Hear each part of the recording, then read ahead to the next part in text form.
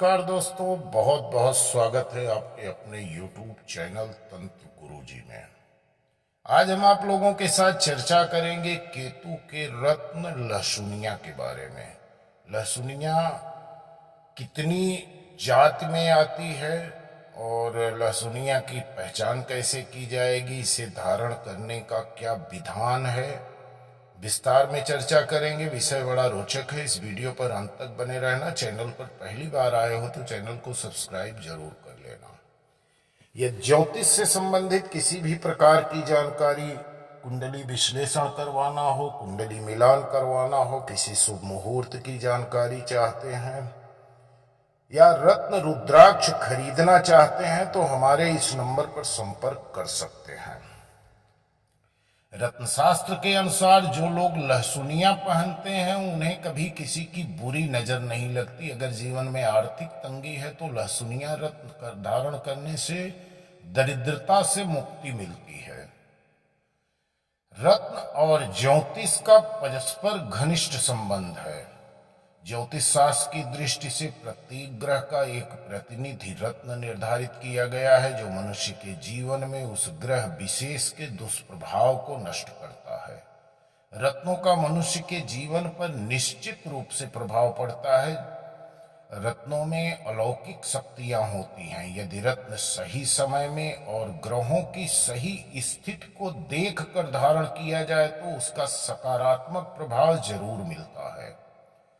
तो जिस रत्न के बारे में हम आप लोगों को बताने जा रहे हैं, लहसुनिया रत्न, जिसको केतु ग्रह का रत्न माना जाता है, और इस रत्न के प्रभाव से इंसान की किस्मत चमकती है।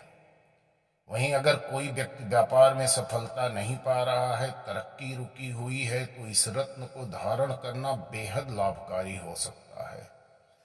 तो इसको धारण करने की सही विधि क्या है और इसकी पहचान क्या है, उस पर चर्चा करेंगे। मकर, वृषभ, तुला, कुंभ, मिथुन राशि के जातक के लिए केतु रत्न पहनना बहुत ही शुभ होता है। जो लोग लहसुनिया पहनते हैं उन्हें कभी किसी की बुरी नजर नहीं लगती। इसके साथ साथ केतु ग्रह जीवन को बहुत संघर्षपूर्ण बनाकर कड़ा सबक सिखाता है, क्योंकि केतु और शनि दोनों ग्रह के चरित्र एक होते हैं। ये तांत्रिक हैं। भले हम केतु और शनि को पाप ग्रह मानते हैं, लेकिन ये एक तांत्रिक और न्यायप्रिय ग्रह हैं जो हमारे कर्मों के हिसाब से हमें फल देते हैं।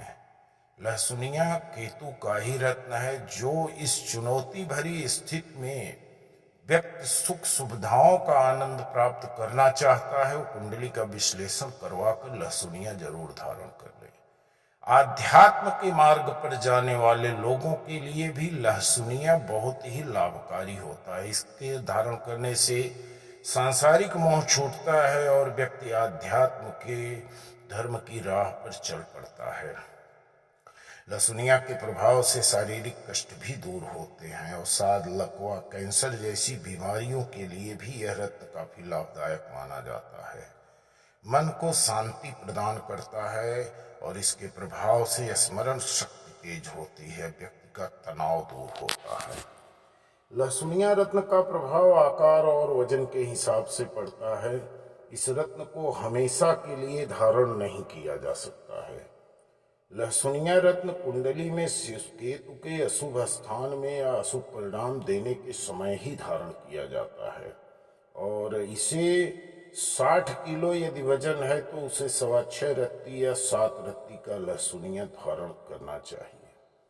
सबसे बेहतर लहसुनिया होती है कनक खेत, जिसका समूह होता है क्रेसोबैरिल। यह रशिया और भारत के छत्तीसगढ़ में पाया जाता है। अलेक्जेंड्रन की खदान में ही लहसुनिया भी पाया जाता है और ये बड़ा कीमती भी होता है। जो लहसुनिया आज मार्केट के में प्रचलन में चल रहे हैं, 100, 200, 400, 500 रुपए कैरेट, वो लहसुनिया नहीं है, उसका एक उपरत्न मान सकते हैं।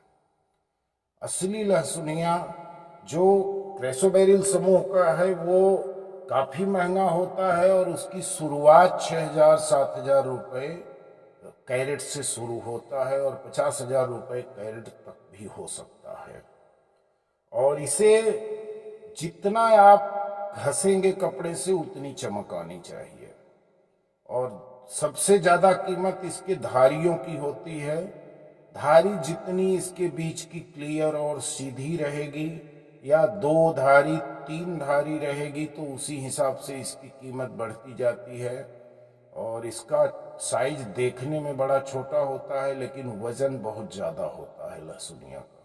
एक छोटा सा लहसुनिया का टुकड़ा भी 6 कैरेट से 7 कैरेट तक का हो जाता है।